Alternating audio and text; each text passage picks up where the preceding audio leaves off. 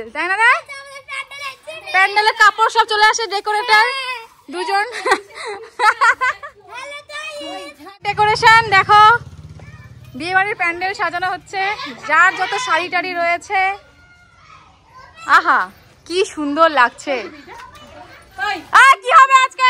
হোলি হ্যাঁ ছাড়া না রাই, হোলি হ্যাঁ, হোলি হ্যাঁ।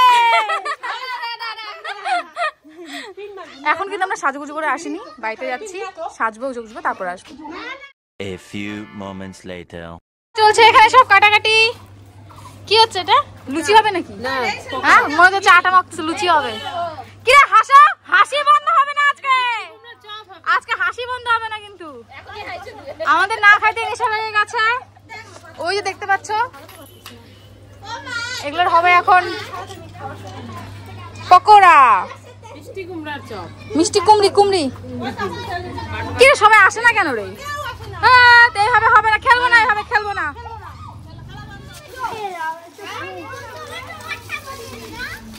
এই বাচ্চাদেরকে জল দিবি না কিন্তু।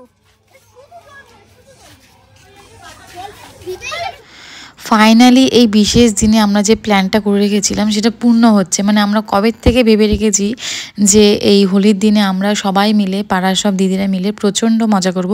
দেখো এখানে কিন্তু সব পাড়ার মহিলারাই রয়েছে, এখানে কোনো ছেলে মানুষ নেই।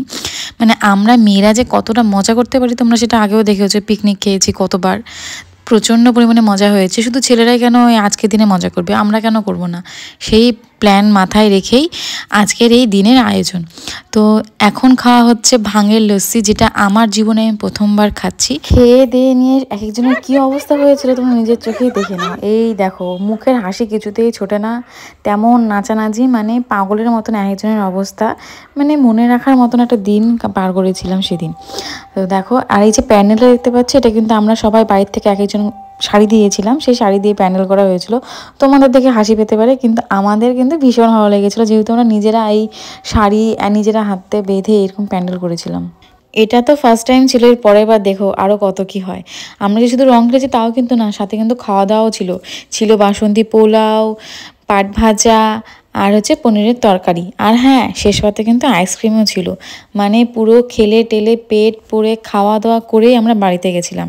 জানো তো আমার এই ভাং খাওয়ার ভীষণ ইচ্ছে ছিল বিয়ের আগে থেকেই, কিন্তু বিয়ের আগে মা আমাকে কখনোই খেতে দেয়নি। মানে ভয়ের চোটে আমি বলতেই পারিনি মাকে যে আমি খাবো, আর বিয়ের পর বর খেতে দেয়নি। আমার বিয়ের প্রায় 6 বছর হতে চললো, আমি এতদিন পর এই বুড়ো বয়সে খাচ্ছি ভাং।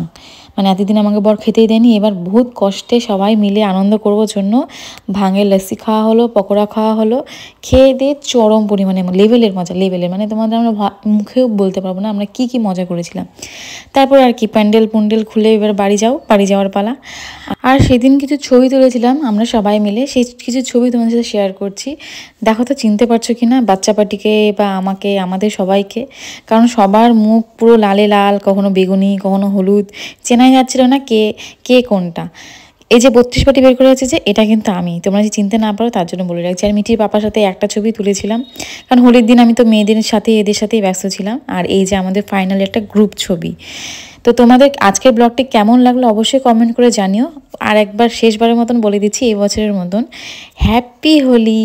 ওকে টাটা, ভালো থেকো সবাই।